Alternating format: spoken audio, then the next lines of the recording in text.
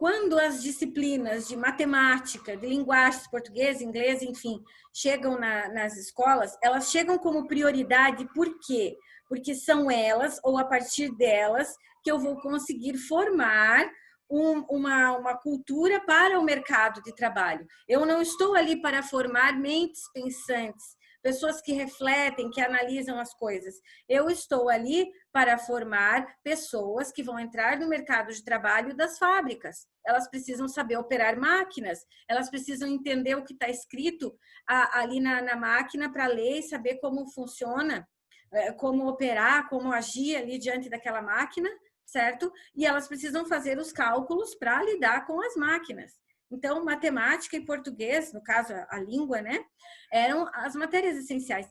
Sério? Filosofia, história, geografia, para que essas noções? Para que isso? Essas disciplinas nem constavam na época, porque não havia necessidade de ter esses conhecimentos. Quem tem que ter esses conhecimentos são os líderes, são as pessoas de maior riqueza e que lideram a política dos países. Ponto.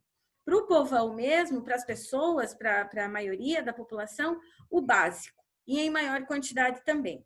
Tá? Então, educar sem excessos. Não é todo mundo e o tempo todo. É só aquilo que for necessário, tá? Para que eles não fiquem questionando, não fiquem analisando demais, entendam na base da decoreba, do decorar mesmo o que precisa ser aprendido. Então, eram aqueles livros, né? Aquelas apostilas, aqueles livros que vinham com textos prontos, e o que os professores ficavam fazendo em sala de aula era repassar esse texto diversas vezes. Então, lia de novo, todo junto, lendo mais uma vez, mais uma vez, mais uma vez. Aí depois que todo mundo lia, fulano, repita para nós o que acabou de ser lido. A pessoa tinha que ter decorado. Aprendeu, tirou 10. Não decorou nada, tira 0. Aprendeu, entendeu bem certinho a ideia, mas transformou com as suas palavras, 0 também. Certo? Você está sendo preparado para o mercado de trabalho, e um mercado de trabalho que quer pessoas que saibam operar máquinas e que funcionem tal e qual máquinas. Gente, eu não estou falando da atualidade, embora algumas coisas sejam parecidas. Eu estou falando lá daquele período das origens da escola tradicional, certo? Eu estou falando lá de século XIX. Coisas semelhantes tem hoje? Bastante. Mas o que eu estou falando agora é dessa escola tradicional, certo? O objetivo, decorar informações. Eu não vou nem chamar de conhecimento, tá, gente? Porque conhecimento é quando você capta um monte de informações e você interpreta e transforma isso. Naquele momento, isso não era isso que significava, não era isso que eles estavam fazendo. Eles estavam decorando informações para facilitar o trabalho, para saber trabalhar. Certo? Aí começa o processo de divisão social do trabalho, ou divisão do trabalho social, que qualquer nome está correto, e a instituição escolar serve como um apoio para o mercado de trabalho, para que essas pessoas não cheguem lá sem saber nada, para que elas saibam o mínimo possível, né? E aí, como que a escola vai saber se tu está pronto ou não para ir trabalhar? Através dos métodos avaliativos, que sempre foram, tal e qual numa fábrica, né? Nesse momento, eu estou falando quantitativos. Quanto mais acertos, maior possibilidade de sair. Quanto mais decorado, mais acertos, maior possibilidade de sair dali e ingressar no mercado de trabalho, porque você decorou a cartilha. A gente não usa esse termo até hoje, né? Quando você vai dizer para uma criança assim, tem muitos pais, muitas pessoas que dizem, né? Tem que fazer isso, isso, isso, mas eu não quero fazer. Você não entendeu ainda, não decorou a cartilha? Decorar a cartilha, exatamente. Era você saber tudo que estava naqueles livros decorado. Se você entendeu ou não, o problema é seu. Se você concorda ou não, o problema é seu também. Era decorar, porque você ia para um mercado de trabalho. E os teus procedimentos já estavam previamente calculados, certo? Já havia uma sistematização da educação para ela entrar na sistematização da indústria. Então, não viram o menino ali no vídeo? O quanto ele é ridicularizado por estar lendo poesia. Que absurdo, que perca de tempo, quando ele deveria estar sabendo o tamanho de um acre e o cálculo disso para aplicação no seu trabalho matemático depois. Percebem? Isso como é que eu vou dizer, desmerecer a matemática, o português, as linguagens, em hipótese nenhuma. tá? Essas disciplinas são matrizes de qualquer outra disciplina. Como dizia Albert Einstein, né? A matemática é a língua com a qual Deus escreveu o mundo. Então, a matemática é essencial, é fantástica. Eu adoro matemática, física, gosto bastante. Porém, é possível que elas estejam vinculadas a uma capacidade de análise, de raciocínio do nosso meio, da sociedade, o que nessa época não podia. Era a decoreba pela decoreba. Era o 1 mais 1 pelo 2. Agora, por que dá 2? Isso não interessa, certo? Por que tem que sempre fazer 1 mais 1, 2? Por que eu não posso fazer, sei lá, 2 vezes 1, 2? Porque agora é 1 mais 1, 2 e ponto. Não havia discussão, debate. A proposta central da escola tradicional, então, era o quê? Era o rigor e a disciplina, no processo de decoreba. Até para escrever, era importante que se escrevesse exatamente do mesmo jeito que estava nos livros. O professor não era uma pessoa que estava ali para instigar ou despertar curiosidade e raciocínio. Não, ele estava ali para controlar a disciplina e ver se todos os alunos estavam seguindo o padrão, que era decorar aqueles textos e decorar aquela forma de ser. Eu digo para vocês assim, eu não sou do século XIX, eu sou do século XX, da segunda metade do século XX, já no fim dele, né? Mas, como a educação ainda tem essas engrenagens que se mantêm ao longo dos séculos, ao longo do tempo, eu tive professores que sim, queriam que você decorasse as coisas exatamente como estavam no livro. E se você questionasse ou fizesse alguma coisa assim, eu passei por essa situação, você era mandado para um canto da sala para ler um monte de livros lá para você entender as coisas. No meu caso, foi porque eu questionei a professora de história, porque ela fazia a gente decorar e tal, e, gente, aquilo era horrível para mim, era péssimo, porque eu achava muito repetitivo, e o meu pensamento não acompanhava, eu estava viajando em outras coisas. Até que um dia eu perguntei para ela, a professora Ciolene, era o nome dela, e eu perguntei, professora Ciolene, para que eu preciso saber da história de quem já virou osso, de quem nem está vivo mais?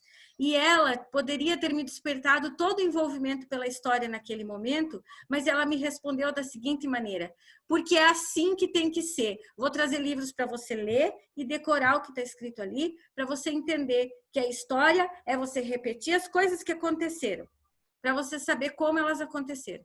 E só. Para mim foi estafante, chato do mesmo jeito. No ensino médio, continuei detestando história. No ensino médio, eu tive um professor que disse de maneira diferente. Ele chegou na sala atuando. Ele era o Nabucodonosor no momento da entrada da sala de aula. E aquilo já achei estranho, diferente.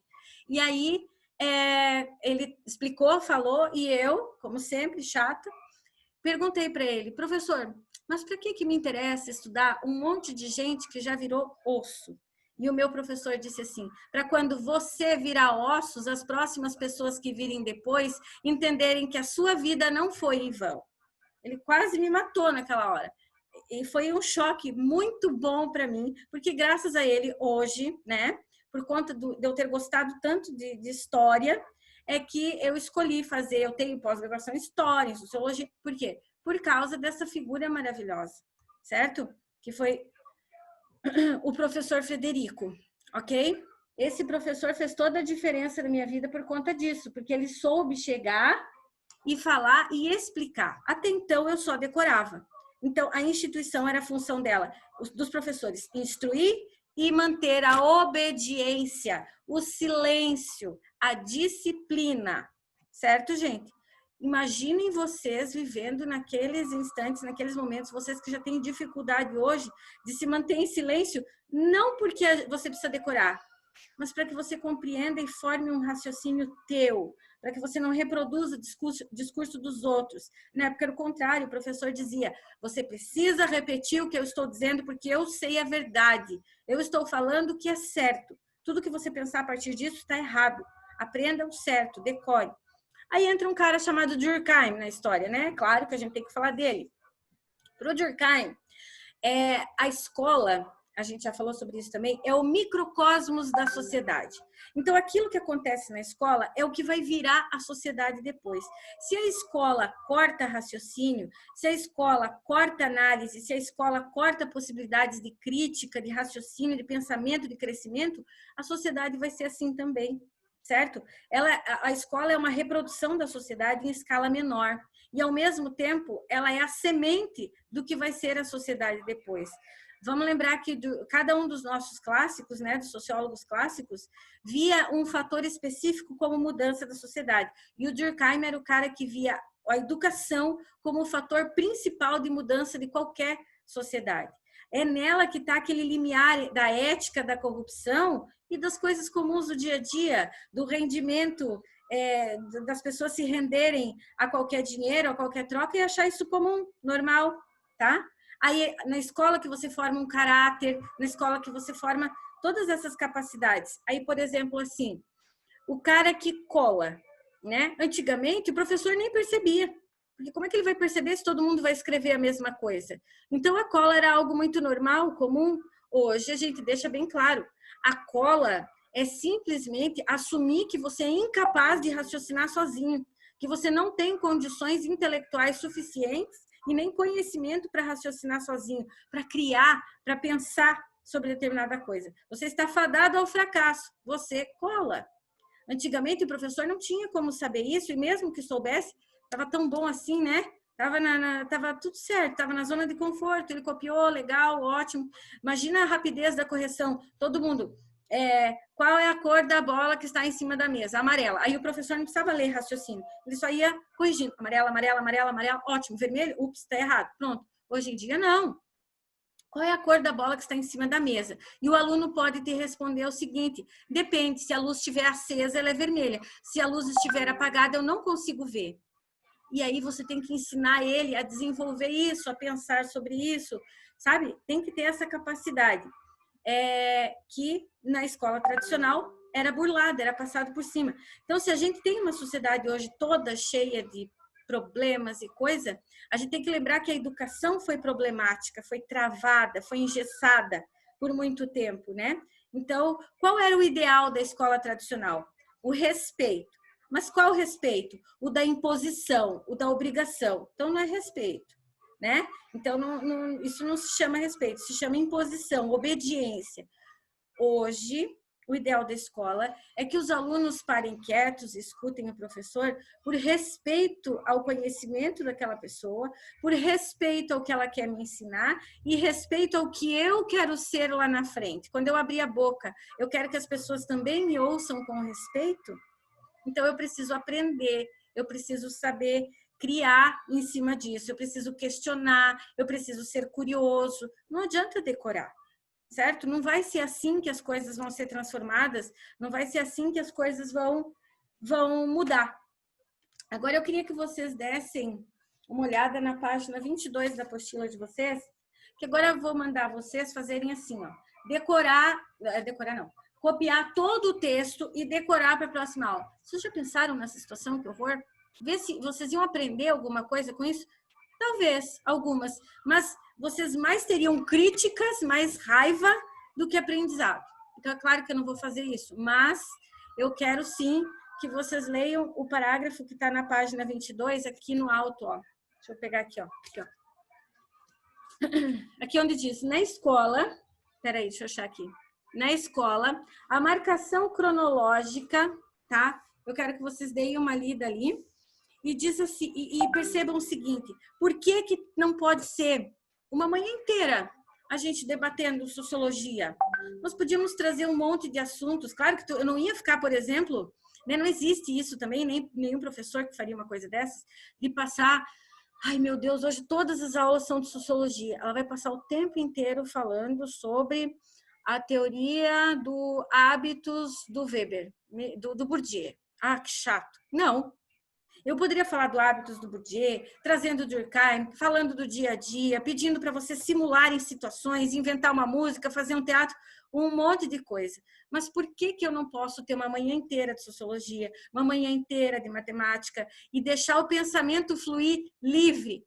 Porque a escola foi criada com uma marcação cronológica do tempo ligada à marcação cronológica das fábricas, para que você habituasse e aprendesse a lidar com o tempo cronometrado. Então, assim, dentro da fábrica você tinha uma função e ela tem um tempo para ser cumprida. Então, na escola você tem uma matéria e ela tem um tempo para ser cumprida. Passou disso, acabou o teu tempo, pode cortar o raciocínio. Aí, a professora de física passou uma matéria de física hoje na primeira aula que, cara, pela primeira vez eu me encantei. Eu fiquei apaixonada, adorei. Ela estava falando sobre ondulatória, por exemplo. E eu achei isso muito legal, porque eu também li em física quântica, separado da escola, mas eu li em física quântica que os movimentos da ondulatória estão nela também, no mundo micro, não só no mundo macro. E aí eu quero falar sobre isso e debater com a professora. Bate o sino e acabou, meu filho. Agora é aula de artes. Agora todo aquele teu raciocínio lógico, aquele raciocínio matemático que você estava tendo é interrompido para o seu raciocínio criativo, para o seu raciocínio livre. Como é que o cérebro faz uma coisa dessas? E que injusto que é fazer isso com o cérebro. Ele teria que dar uma sequência, ele teria que ter uma conexão entre um pensamento e outro. Por que matérias tão diferentes num tempo tão curto?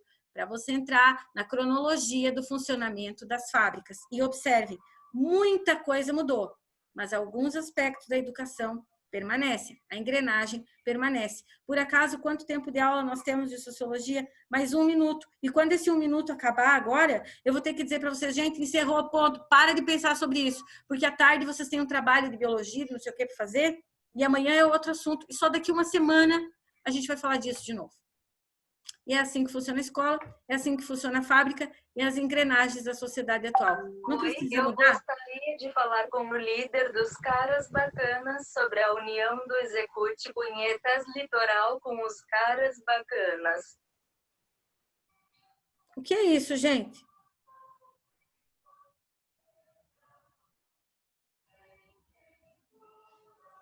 Primeira série, cadê vocês? Que foi isso? Estamos aqui, prof. Mas Tô aqui, não, professora. Não sei de nada. que estranho, né? Tá, deve ser alguém que estava muito ocupado com a aula, provavelmente. Mas, enfim. Vocês entenderam tudo até aqui? Tudo certo? Entendem como nós aí estamos completamente ligados a essa estrutura engessada? A aula tem tanto tempo para vocês começarem e terminarem o raciocínio. Aqui, nesse momento, eu não posso controlar como vocês estão sentados e tal, mas na escola vocês sabem que é uma vistoria diária para que isso seja exatamente naquela lógica industrial, as pessoas sentadas corretamente, em silêncio, viradas para frente, prestando atenção. Você não pode nem estar fazendo um desenho lá, porque tu deu vontade de desenhar ou coisa assim, tu tá prestando atenção. Não, tu tem que estar sem mexer em nada, prestar atenção na professora. Não é assim que funciona? Não é dentro de uma lógica e de uma perspectiva meio industrial? Então, vejam, a educação tem muita mudança para acontecer, tem muita coisa ainda, mas já está mudando. A gente vai falar das coisas que já mudaram também, para falar dos aspectos positivos, não hoje, né? Mas, tudo bem até aqui? Então, tudo certo?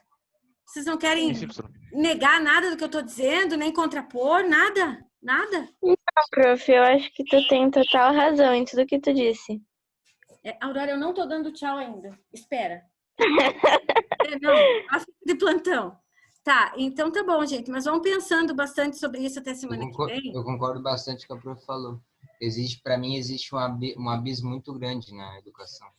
Sim, eu também acho. Ela não está acompanhando a lógica de desenvolvimento do raciocínio e da inteligência emocional das pessoas. Como a prof tinha falado, lá em 1600, a galera que era nobre tinha mais ensinamentos. E a galera que era normal, assim, digamos, não tinha dinheiro, era só o básico. E aí o que acontece hoje? Quem estuda numa escola privada, geralmente tem mais ensino, tem um ensino muito melhor. E quem estuda numa escola pública tem um ensino muito básico. Então, isso acaba tornando a educação precária no Brasil. E desigual. É um abismo muito grande. E aí, exatamente, aí abre esse abismo, há uma desigualdade, como é que uma sociedade inteira vai crescer? Né? Não tem condições. Bom, gente, eu vou fazer o seguinte, vou deixar mais uma provocação para vocês. Vocês vão conversar em casa, não é para fazer trabalho, não é isso. Mas eu acho que seria legal vocês irem... Aurora, vocês irem anotando numa espécie de, como se fosse um diário, assim, a cada aula dessas que a gente for fazendo, vão anotando as perspectivas de vocês e os reflexos disso, para no final a gente fazer um trabalho bem padrão, bem show, tá?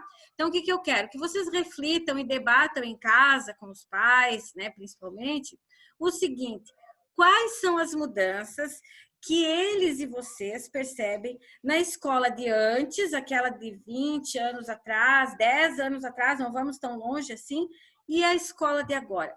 E falar no momento agora também, nosso, remoto. Isso também é importante, porque é a realidade que nós estamos vivendo. Quais foram as mudanças positivas? De que forma que a escola mudou? O que teve de bom? O que teve que não deveria ser assim? Garanto que tem gente mais velha que vai dizer o seguinte: eu acho que o professor ainda tinha que ter a palmatória. Desobedeceu? Pá!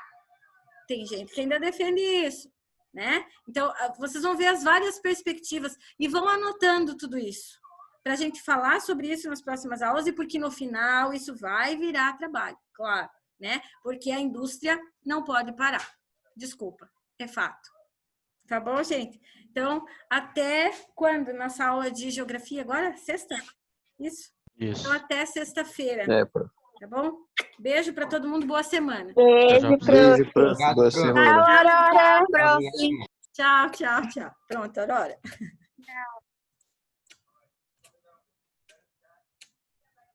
Vai, Aurora.